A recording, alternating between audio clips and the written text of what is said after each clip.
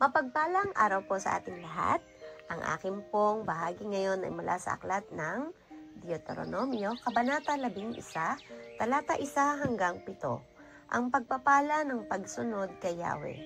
Kaya nga, ibigin ninyo ang Diyos ninyong si Yahweh at sundin ninyong lagi ang lahat ng kanyang bilin, tuntunin, batas at utos. Tandaan ninyo ngayon ang kanyang mga pagtutuwid sa inyo. Alam ninyo ito sapagkat nasaksihan mismo ninyo, hindi tulad ng inyong mga anak na hindi dumaan sa mga ito. Nakita ninyo ang kanyang kadakilaan at kapangyarihan, ang mga kababalaghan at lahat ng ginawa niya sa Paraon at sa buong Ehipto. Nasaksihan din ninyo ang ginawa niya sa buong hukbo ng Ehipto pati sa kanilang mga karawahe at kabayo. Nilunod sila ni Yahweh sa dagat na pula, nang kayo'y habulin nila. Hindi rin kaila sa inyo ang ginawa niya nang kayo'y nasa ilang hanggang makarating kayo sa lugar na ito. Nakita ninyo ang ginawa niya kay Datan at Abiram, mga anak ni Eliab at apo ni Ruben. Pinabuka ni Yahweh ang lupa at ipinalamon sila ng buhay, pati na ang kanilang mga kasama at sambahayan at lahat ng bagay na kaugnay ng kanilang ginawa. Amen. Narito po ang aking daily devotion sa Book of Deuteronomio, chapter 11, verse 8 to 14. Kaya't sundin ninyo ang lahat ng utos niya at ipinapaalala ko sa inyo ngayon upang magkaroon kayo ng lakas na sakupin at ariin ang lupaing papasukan ninyo. Dahil dito, mabubuhay kayo ng matagal sa lupaing ipinangako ni Yahweh na inyong mga ninuno at sa kanilang magiging lahi ang lupaing mayaman at sagana sa lahat ng bagay. Ang lupaing titirhan ninyo ay hindi tulad ng lupaing iniwan ninyo sa Ehipto. Doon ang hinahasikan ninyo at ay kailangang patubigan at diligan tulad ng hardin. Ngunit ang lupaing pupuntahan ninyo ay laging inuulan, maraming burol at malawak ang mga kapatagan. Ang lupaing iyon ay palaging inaalagaan at binabantayan ng Diyos ninyong si Yahweh.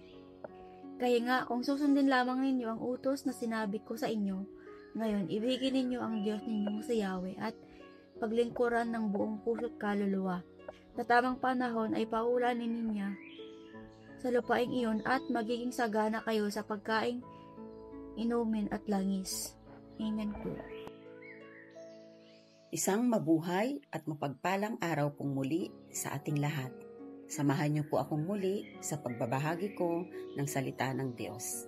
Sinasabi po dito sa 11 kabanata ng Deuteronomio, versikulo 15 hanggang 20. Ang mga pagpapala sa lupang pangako.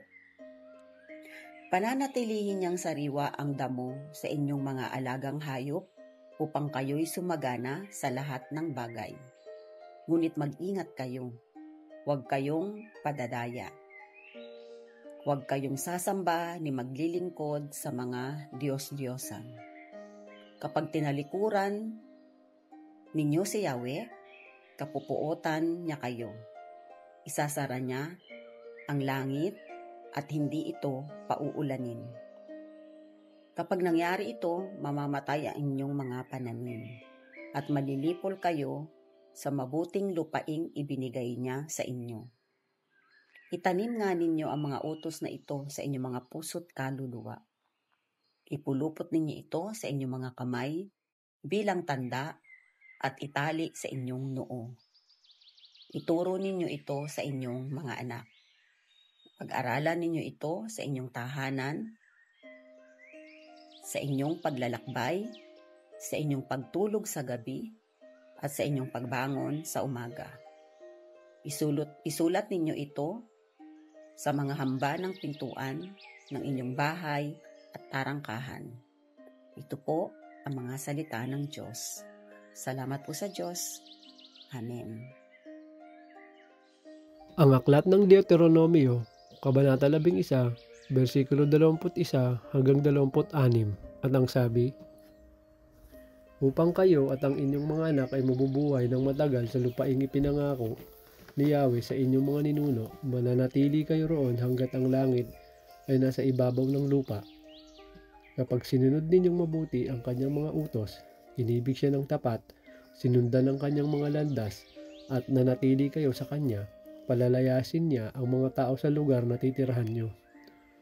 Masasakop ninyo ang lupain ng mga bansang mas malalaki at malalakas kaysa sa inyo. Kung magkakaganon, ibibigay niya sa inyo ang lahat ng lupang matatapakan ninyo. Masasakop ninyo mula sa ilang hanggang Lebanon at mula ilog Euphrates sa gawing silangan hanggang dagat Mediteraneo sa gawing kanluran. Walang makakatalo sa inyo tulad ng pangako ng Diyos ninyong si Yahweh. Sisidlan niya ng matinding takot ang lahat sa lupaing pupuntahan ninyo. Sa araw na ito, binibigyan ko kayo ng pamimilian, pagpapala o sumpa. Ito ang salita ng Diyos. Amen. Our devotion for today is from the book of Deuteronomy chapter 11, verse 27 to 32. Ang pagpapala kong inyong didinggin ang mga utos ng Panginoon ninyong Diyos na aking iniutos sa inyo sa araw na ito, at ang sumpa kung hindi ninyo didinggin ang mga utos ng Panginoon ninyong Diyos, kundi kayo lilihi sa daan na aking iniutos sa inyo sa araw na ito, upang sumunod sa ibang mga Diyos na hindi ninyo nangakilala. At mangyayari na pagka ikaw ay papasok ng Panginoon mong Diyos sa lupain na iyong pinaroroonan o pangariin, na iyong ilalagay ang pagpapala sa bundok ng Gerizim at ang sumpa sa bundok ng Epal. Di ba sila nasa dako paroon ng Jordan, sa dakong nilulubugan ng araw sa lupain ng mga Kananeo, na tumatahan sa Araba, sa tapat ng Gilgal, nakasiping ng mga ensena sa More. Sapagkat kayo tatawid sa Jordan upang inyong pasukin na ariin ang lupain na binibigay sa inyo ng Panginoon ninyong Diyos, at inyong aariin at tatahan kayo roon. At inyong isasagawa ang lahat ng mga palatuntunan at mga kahatulan na aking iginagawad sa inyo sa araw na ito. This is the word of God. Amen.